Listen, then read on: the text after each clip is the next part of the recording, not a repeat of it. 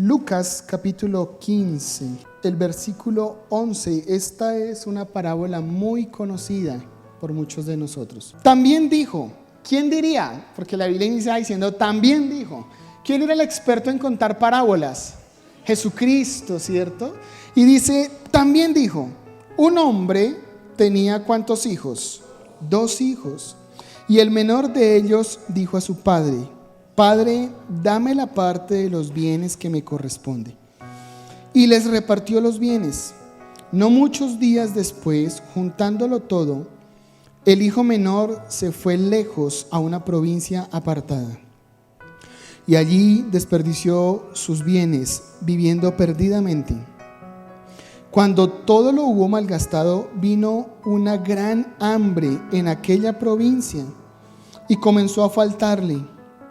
Y fue y se arrimó a uno de los ciudadanos de aquella tierra, el cual le envió a su hacienda para que apacentase los cerdos. Y deseaba llenar su vientre de las algarrobas que comían los cerdos, pero nadie le daba. Y volviendo en sí, dijo, ¿cuántos jornaleros en la casa de mi padre tienen abundancia de pan? Y yo aquí perezco de hambre. Me levantaré e iré a mi padre y le diré, Padre, he pecado contra el cielo y contra ti. Ya no soy digno de ser llamado tu hijo. Hazme como a uno de tus jornaleros. Y levantándose vino a su padre. Y cuando estaba lejos lo vio su padre y fue movido a misericordia. Y corrió y se echó sobre su cuello y le besó. Y el hijo le dijo, Padre, he pecado contra el cielo y contra ti. Ya no soy digno de ser llamado tu hijo. Pero el padre dijo a sus siervos, sacad el mejor vestido y vestidle, y poned un anillo en su mano y calzado en sus pies, y traed el becerro gordo y matadlo, y comamos y hagamos fiesta, porque mi hijo muerto era y ha revivido, se había perdido y es hallado. Y comenzaron a regocijarse. Y su hijo mayor estaba en el campo, y cuando vino y llegó cerca de la casa, oyó la música y las danzas. Y llamando a uno de sus criados le preguntó, ¿qué era aquello? Él le dijo, tu hermano ha venido y tu padre ha hecho matar el becerro gordo por haberle recibido bueno y sano. Entonces se enojó y no quería entrar. Salió por tanto su padre y le rogaba que entrase. Mas él respondiendo dijo al padre, he aquí, tantos años te sirvo, no habiéndote desobedecido jamás, y nunca me has dado ni un cabrito para gozarme con mis amigos. Pero cuando vino tu hijo, que ha consumido tus bienes con rameras, has hecho matar para él el becerro gordo. Él entonces le dijo, hijo, tú siempre estás conmigo, y todas mis cosas son tuyas, mas era necesario hacer fiesta y regocijarnos, porque tu hermano era muerto y ha revivido, se había perdido y es hallado. ¿Cuántos damos la gloria al Señor por su palabra?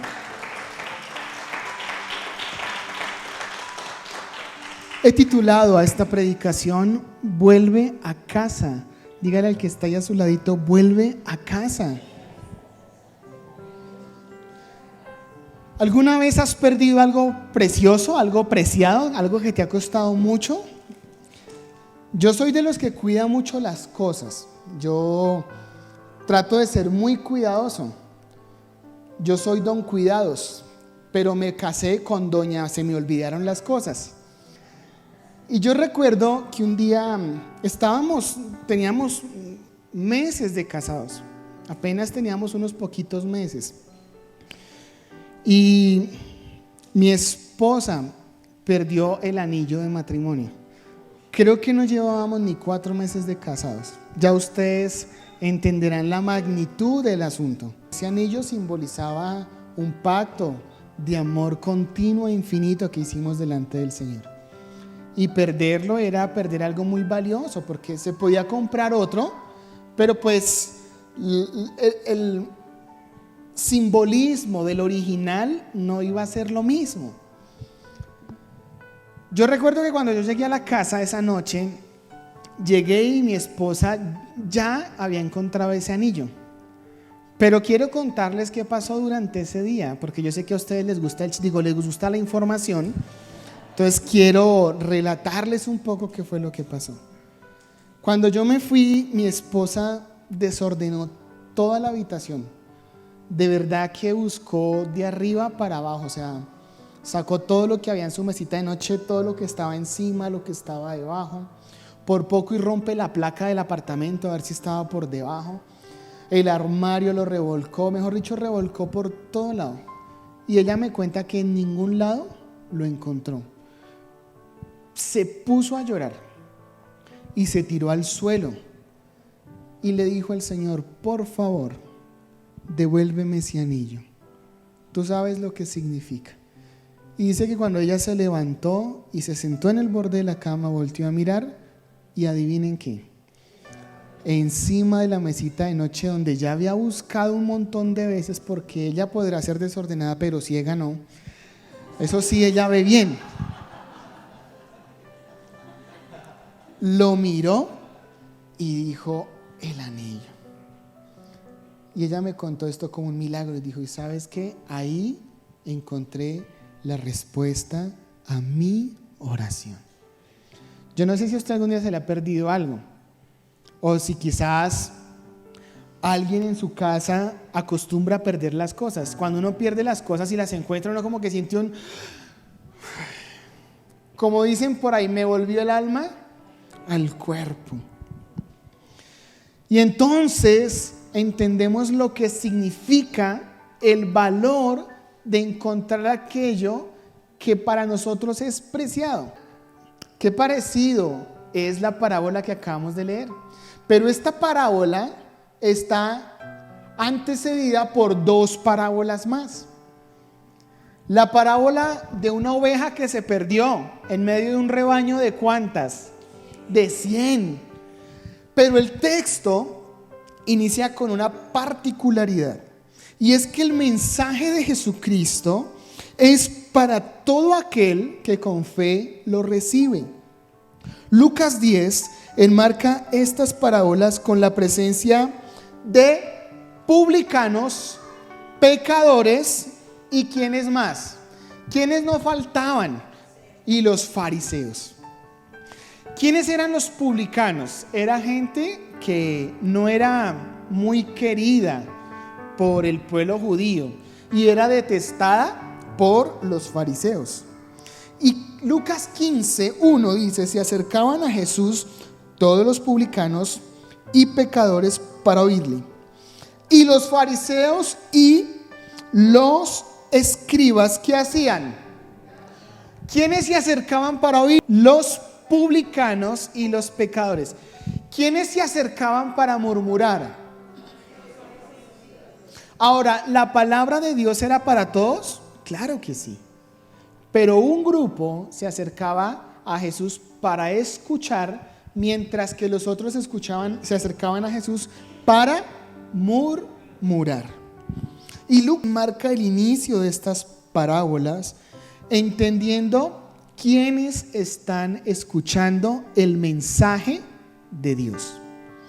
Y él dice: hay unos que su condición era una condición mal vista, eran rechazados por la sociedad, eran menospreciados, y esos se acercaban a escuchar. Y lo primero que tenemos que entender en esta mañana es que Jesús no hace exclusión de ninguna persona. Entonces, ¿por qué no nos encargamos de mostrar a Jesucristo a las personas que están alejadas de Él? Si Jesucristo no excluye a nadie, ¿por qué nosotros en ocasiones, conociendo su palabra, conociendo su mensaje, nos encargamos de excluir a otros? ¿Cómo quién nos estamos comportando? ¿Como Jesús? ¿O como aquellos religiosos que conocen la palabra, que la han estudiado, pero que no la aplican? Porque de nada nos sirve a nosotros venir a la iglesia si no soy capaz de saludar a la persona que quizás no es de mis totales afectos, si no soy capaz de perdonar a aquel que un día me lastimó, me hirió, si no soy capaz de con un abrazo poder reflejar mi amor a mis hijos, a mi pareja. En ocasiones miramos al Señor y decimos, tan lindo que era el Señor.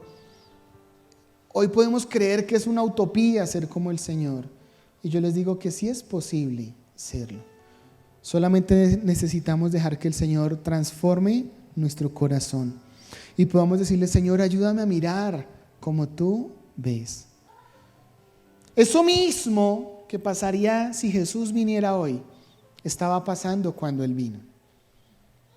Y muchos creían que el Maestro tenía que venir a aquellos que aparentemente vivían en santidad y en rectitud delante de Dios. Y tremenda sorpresa encontrar que Jesucristo vino por lo peor de la sociedad. Y sabe algo, yo le doy gracias a Dios por haber enviado a su Hijo por mí, porque aun viendo lo peor de mí, se quedó.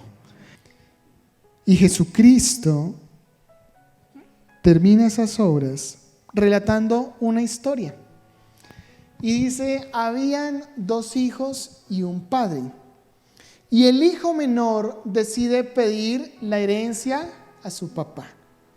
Un hijo menor que sale de casa y lo que él menos quiere es volver a ella.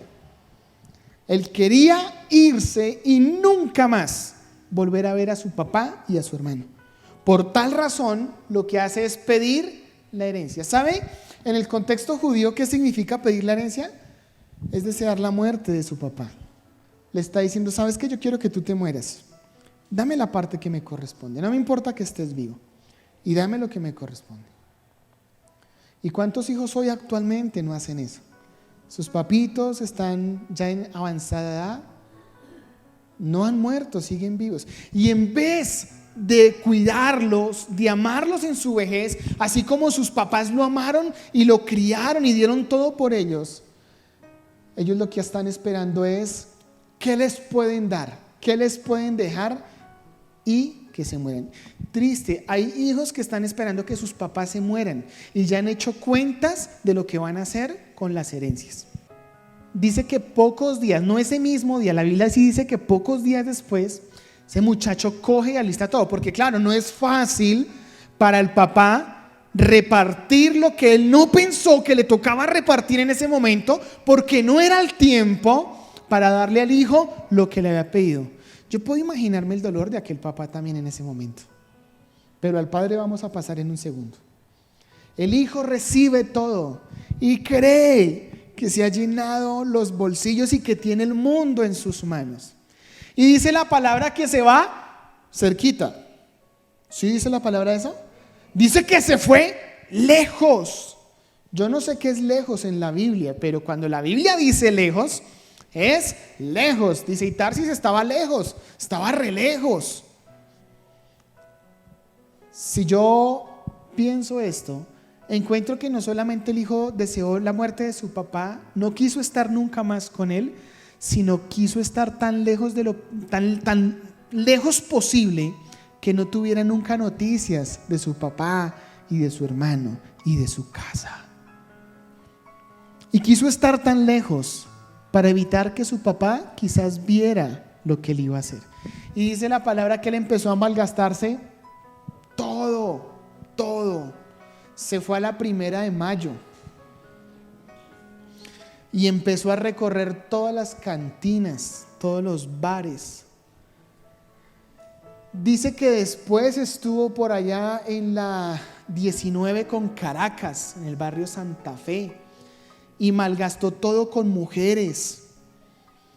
Y dice que cuando malgastó todo, vino una terrible ¿qué? Una terrible hambruna. Aquel muchacho se dejó deslumbrar por todo lo que el mundo ofrecía. Y pues claro, con los bolsillos llenos, él dijo, puedo pagar mujeres, puedo pagar alcohol, puedo pagar diversión, no me hace falta mi papá. Estoy viviendo algo que jamás había vivido. ¡Qué deleites tiene la vida! Y yo allá aburrido en la casa de papá. Y el mundo ofrece una aparente felicidad lejos de la casa de papá. Pero el mundo es efímero. Y la felicidad del mundo lo único que trae es desgracia. Dice la palabra que cuando se malgastó todo, fue al cajero, allá a Banco Pródigo, metió la tarjeta, metió la clave y le salió algo que entristece a todo el mundo.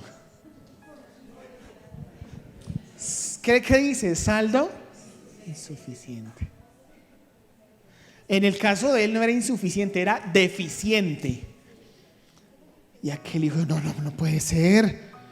No puede ser que ya me haya acabado todo. Y volvió y metió la tarjeta. Y el cajero le vuelve a decir, saldo insuficiente. La tercera vez allá la metió. Esto no lo sabe usted, no está en la Biblia, pero lo puedo imaginar. Y a la tercera el cajero le dijo, hermano, no sea fastidioso. Ya usted sabe que no hay plata. Usted se la malgastó. Dice la palabra que él fue, y la palabra que utiliza es tremenda, y se arrimó. O sea, se fue ¿de qué? De arrimado. A donde un hombre que tenía una finca, y aquel hombre tenía cerdos.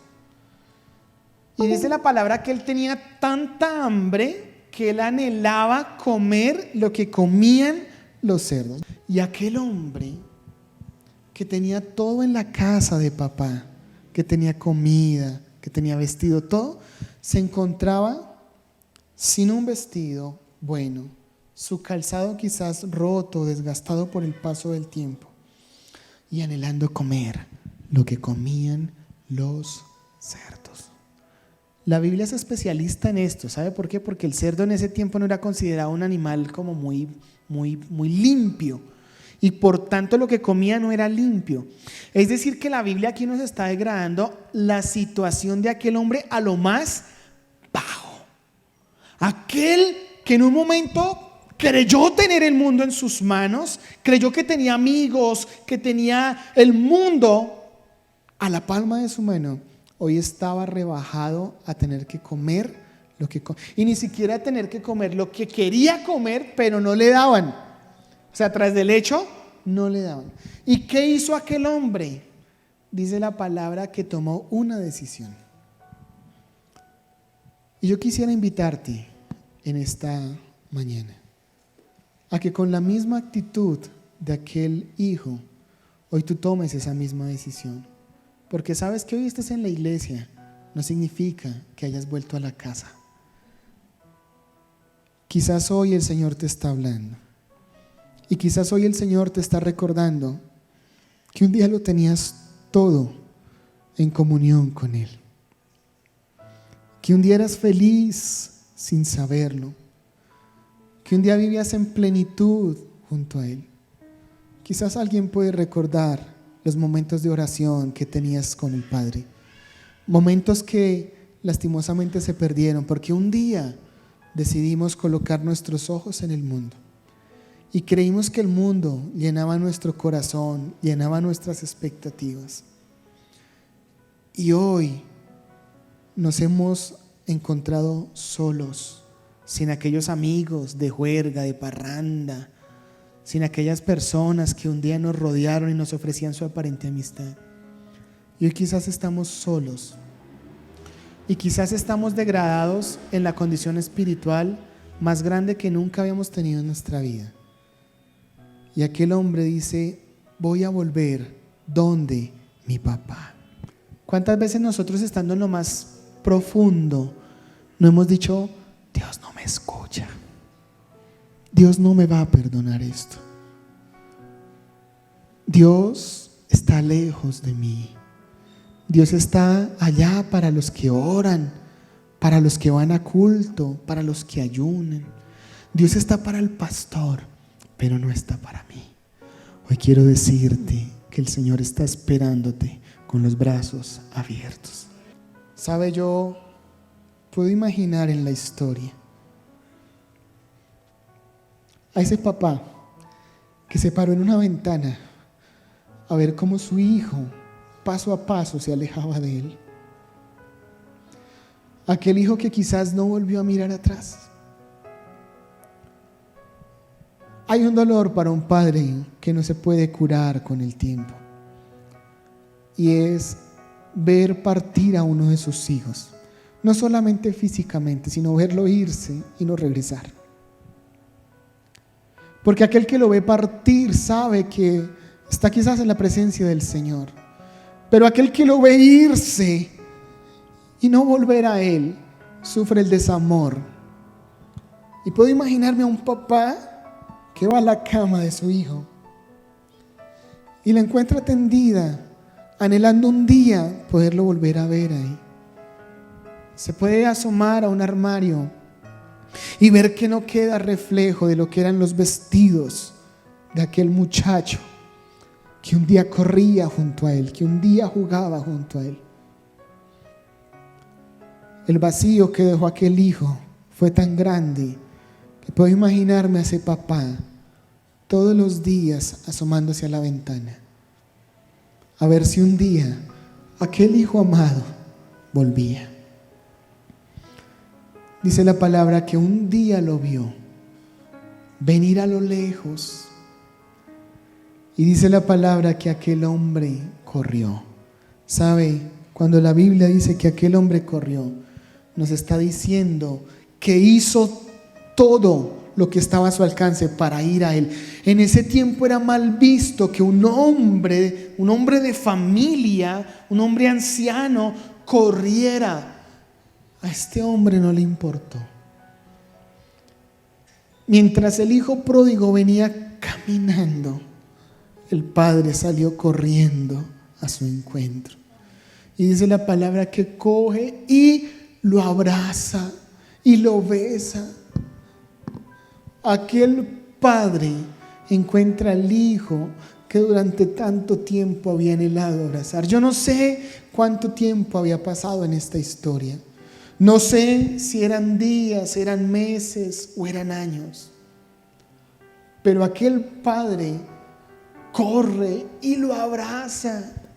Y aquello que estaba perdido hoy es encontrado y lo besa. ¿Sabe?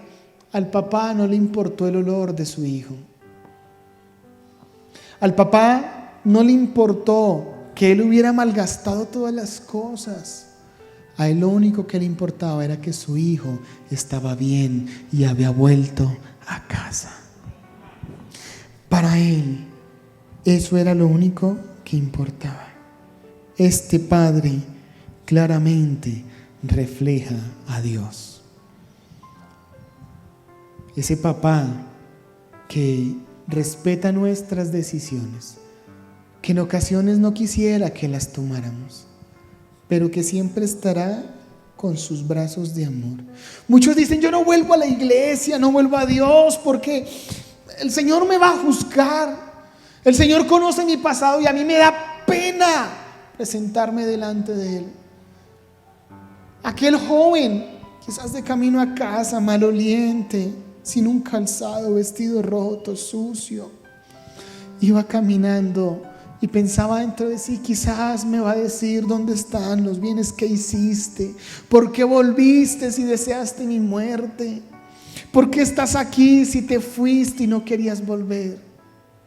Mientras el padre estaba diciendo: ojalá un día vuelva para abrazarlo y mostrarle mi amor y decirle que nunca más se vaya de mi casa, un lugar de donde no debió salir nunca. Enseguida el padre dice: tráiganle un vestido nuevo. ¿Qué más pidió? Calzado nuevo y un anillo. Ahora, ¿era necesario eso? No. Pero el padre lo hace para restituirlo y para mostrarle su amor. El papá no le dice: mi hijo, de lo que usted se gastó, mire a ver qué compra, o sí, lo voy a recibir, pero como un trabajador. Y tiene que trabajar y volverse a ganar las cosas. ¿Cuántas veces en ocasiones no actuamos nosotros como papás de esa manera? ¿Cierto? Y aquel padre se desborda en amor. No le pregunta: ¿y qué hiciste el dinero? ¿Dónde estuviste? No, al papá no le importa eso. Al papá le importa mostrar el amor a través de un abrazo, un beso y una caricia. Aquel padre lo único que está esperando es que tú vuelvas a casa. Levántate y camina, que el padre está corriendo presuroso a ti a darte un abrazo, un beso, a darte un vestido, a darte un calzado, a darte un anillo y a matar el becerro más gordo. Mire, con esto la Biblia nos demuestra que él estaba saciando las necesidades que aquel muchacho tenía. ¿Sabe qué está haciendo el papá? Lo está restituyendo y está saciando las necesidades de su hijo. Y hacen una fiesta, una tremenda fiesta. Y aparece en escena el hijo mayor. Y con él quiero terminar. Aquel hijo que se quedó, que fue obediente, que fue el prototipo de hijo que cualquier papá quisiera tener. Que fue ese hijo que trabajaba de sol a sol por su padre, que estaba dispuesto a hacer lo necesario por él. Y un día llega y encuentra una fiesta. Y le pregunta a uno de los criados: ¿qué fue lo que pasó en casa? Y el criado le dice: pues tu hermano, el que estaba perdido, ha sido hallado. Y tu papá le dio vestido, calzado, anillo y mandó matar el becerro más gordo. ¿A quién le pertenecía ese becerro gordo? Eso quizás fue uno de los detonantes. Oiga, ¿cómo así mataron a Blanquita? A la pura, sin manchas, la que yo tenía, mi Blanquita. Sí, es que su papá mandó que fuera esa. Dice: es el colmo. Que ese, ni siquiera dice mi hermano, que ese que se fue, ahora venga y papá tenga el descaro de restituirlo. ¿Cómo sabía él que se había malgastado la plata en mujeres si no había Facebook, no había WhatsApp? Pero la Biblia dice: ese que se la malgastó en mujeres, ¿cómo es posible que el Señor, que mi papá, me estoy adelantando, que mi papá haga eso con ese que no merece nada? Y aquí se parte la historia de este mensaje. Los que estaban escuchando para criticarle, ¿sabe qué están haciendo? Rastrillándose los dientes de la piedra. De decir: este definitivamente así es que es un charlatán. Me parecen paisas, no, pero no son paisas, es que no puede hacer otro lenguaje. ¿Cómo es posible que diga eso? Obviamente se está refiriendo a nosotros. Y los otros entendieron que en el lenguaje de Jesús podían volver a Él, porque Él no mira los errores. ¿Y sabe algo? Jesús ha visto lo peor de mí y lo peor de ti. Y Él no te dice: ¿por qué haces eso? Él no te está juzgando. Él lo único que está diciendo es: vuelve a casa, porque mis días sin ti son fríos, porque mis días sin ti no tienen sentido. No pienses que Jesús está ahí para juzgarte. No pienses que Jesús está ahí para recriminarte. Vuelve a casa. Hay un Padre que te está esperando. Y lo único que quiere es fundirse contigo en un abrazo. Puedes perderte, ¿Puedes creer que lejos de la casa del Padre vas a encontrar felicidad, aparente alegría? Hazlo. Te invito a que lo hagas, incluso si lo quieres hacer. Pero estás viendo un reflejo de lo que es la vida del hombre sin Dios. Hay jóvenes en esta mañana aquí que me están escuchando. Y quiero decirles que la juventud sin Cristo no tiene un final feliz. Hay personas que quizás se han ido y hoy están aquí en la iglesia y dicen: Señor, pero yo, con tantos errores, con tantos faltantes.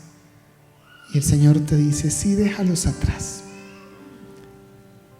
Yo ya morí en la cruz por eso y no tengo recuerdo de tus pecados. Hoy quiero que vengas a mí y me permitas abrazarte.